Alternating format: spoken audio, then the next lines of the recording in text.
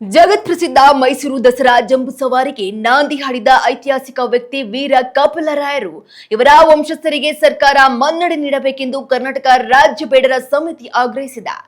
ಮಾನ್ವಿ ತಹಸೀಲ್ದಾರ್ ಕಚೇರಿಯಲ್ಲಿ ಮನವಿ ಸಲ್ಲಿಸಿದ ಸಮಿತಿಯ ರಾಜ್ಯಾಧ್ಯಕ್ಷ ಹಂಬಣ್ಣ ನಾಯಕ ಕ್ರಿಸ್ತಶಕ 1296ರಲ್ಲಿ ವೀರ ಕಪಿಲರಾಯರು ದೇವಿಯ ಮೂರ್ತಿಯನ್ನ ಅಂಬಾರಿಯಲ್ಲಿ ಮೆರವಣಿಗೆ ಮಾಡುವ ಮೂಲಕ ವಿಜಯದಶಮಿಯ ಸಂಪ್ರದಾಯಕ್ಕೆ ಚಾಲನೆ ನೀಡಿದರು ಎಂದು ಸ್ಮರಿಸಿದ್ದಾರೆ. ವಿಜಯನಗರ ಸಾಮ್ರಾಜ್ಯದ ಸಂಸ್ಥಾಪಕರಾದ ಹಕ್ಕಬುಕ್ಕರ ಪರಂಪರೆಗೆ ಸೇರಿದ ಕಪಿಲರಾಯರ ವಂಶದವರು ಸುಮಾರು 250 ವರ್ಷಗಳ ಕಾಲ ವೈಭವದಿಂದ ದಸರಾ ನಡೆಸಿಕೊಟ್ಟ ಇತಿಹಾಸವಿದೆ. ಈ ಹಿನ್ನೆಲೆಯಲ್ಲಿ ಪ್ರತಿ ವರ್ಷ ನಡೆಯುವ ಮೈಸೂರು ದಸರಾ ಜಂಬೂ ಸವಾರಿ ಕಾರ್ಯಕ್ರಮಕ್ಕೆ ಕಪಿಲರಾಯರ ವಂಶಸ್ಥರು ಅಧಿಕೃತವಾಗಿ ಆಹ್ವಾನಿಸಬೇಕು ಮತ್ತು ಪುರಾತತ್ವ ಇಲಾಖೆಯ ಮೂಲಕ ಅವರ ಪರಂಪರೆಯನ್ನ ಸರ್ಕಾರ ಸದಾ ಸ್ಮರಿಸುವ ಕೆಲಸ ಮಾಡಬೇಕೆಂದು ಒತ್ತಾಯಿಸಿದ್ದಾರೆ. ನಮಸ್ಕಾರ.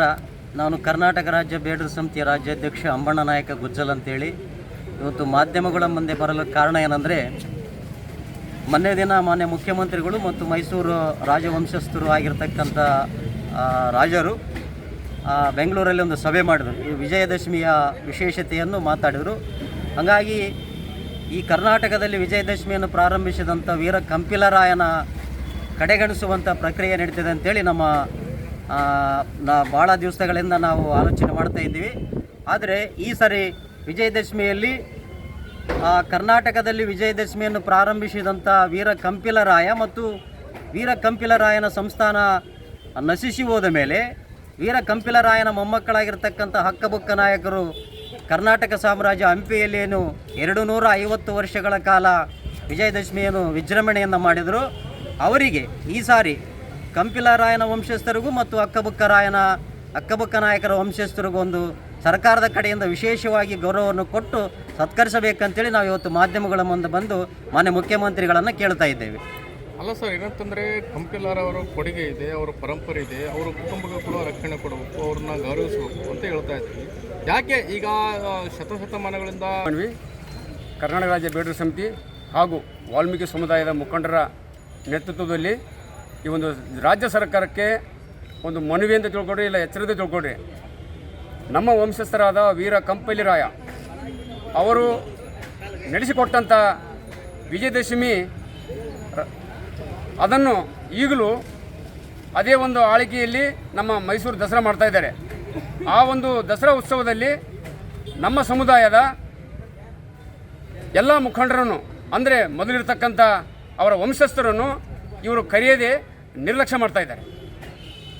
ಅದಕ್ಕಾಗಿ ಈ ಸರ್ಕಾರಕ್ಕೆ ನಾವೊಂದು ಮನವಿ ಮಾಡಿಕೊಳ್ತಾ ಇದ್ದೀವಿ. ನಮ್ಮ ವಂಶಸ್ಥರ ಅವರ ಪೂರ್ವಿಕರನ್ನು ಈಗಲೂ ನಮ್ಮ ಗಂಗಾವತಿಯಲ್ಲಿದ್ದಾರೆ ಹಾಗೂ ಮೈಸೂರು ಪ್ರಾಂತದಲ್ಲಿ ಕೂಡ ಇದ್ದಾರೆ.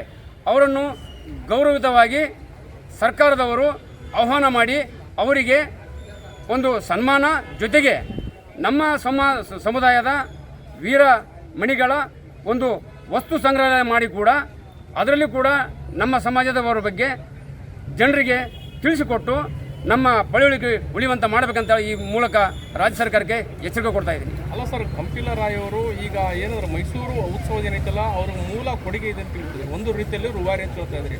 ಯಾಕೆ ಈಗ 60, 70 ಮತ್ತು 80 ದಶಕದಲ್ಲಿ ಕೂಡ ಯಾಕೆ ಕಡೆಗಣಿಸಿಲ್ಲ?